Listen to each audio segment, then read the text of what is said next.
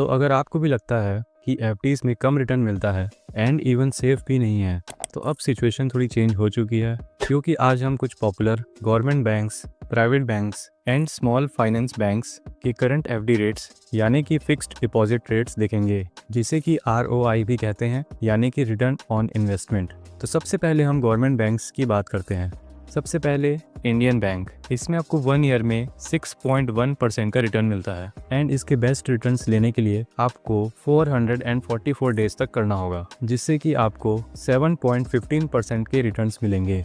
Second, Canara bank, इसका 1 year का interest है 6.5% एंड इसके भी बेस्ट रिटर्न्स के लिए आपको सेम 444 डेज के लिए करना होगा, जिससे कि आपको 6.6% के रिटर्न्स मिलेंगे। थर्ड, SBI, इसके 1 ईयर रिटर्न है 6.5% के इंटरेस्ट एंड बेस्ट है 6.7% के इंटरेस्ट, जिसके लिए आपको 2 ईयर्स तक करना होगा।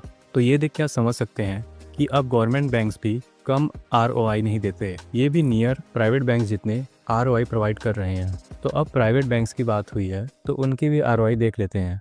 बंधन बैंक, इसका 1 ईयर में आपको 7.75% का इंटरेस्ट मिलेगा एंड इसके बेस्ट भी यही है। इंडस IND बैंक, इसका 1 ईयर का इंटरेस्ट है 6.75% एंड बेस्ट है 7%, जिसके लिए आपको 13 मंथ्स तक करना होगा। एंड ये जो आगे के 3 बैंक्स है, HDFC बैंक 6.25% का इंटरेस्ट रेट, ICICI बैंक, इसका भी 6.25% एंड एक्सिस बैंक, इसका भी 6.25%।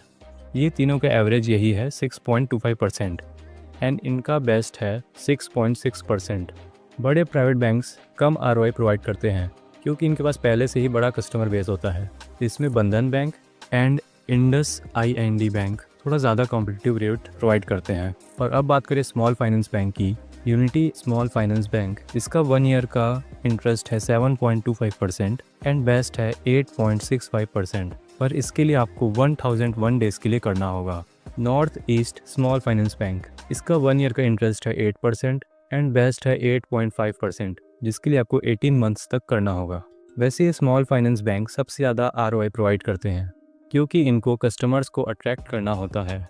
तो अब इम्पॉर्टेंट पॉइंट्स, अगर सेफ्टी के पॉइंट ऑफ व्यू से देखें तो सबसे पहले government banks, then private banks and then small finance banks. And अगर रिटर्न्स को देखें तो सबसे पहले small finance bank, then private bank and last में आते हैं गवर्नमेंट बैंक्स।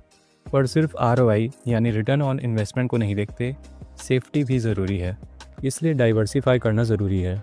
सिक्योरिटी के लिए कुछ गवर्नमेंट बैंक्स में एंड हाई रिटर्न्स के लिए small finance bank and private banks में।